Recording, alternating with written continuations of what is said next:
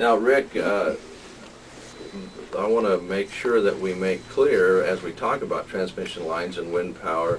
We've talked about it a number of times on the show, but we want to, I guess, clarify here. I think it would be important today to clarify with all that's going on in this area where that electricity goes. Once this is all done, where's that juice go to? Well, essentially, and Mark and Al can probably talk about that too, but essentially it just goes into the grid, so it becomes the mix. You know, we've talked about that quite often, the generation mix.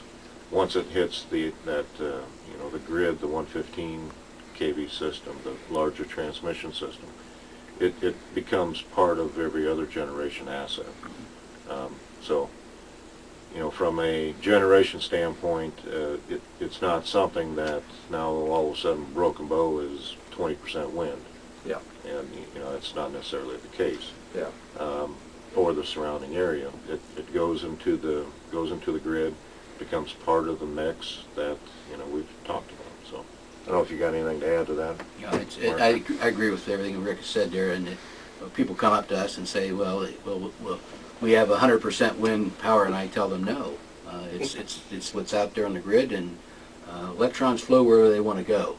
Yep. And it could be coming from Cooper Nuclear, it could be coming from Gerald Gentleman, it could be coming from one of the hydros, or from the wind turbine. We just don't know. We're not too worried about where they came from. We're more worried about making sure people get their lights turned on.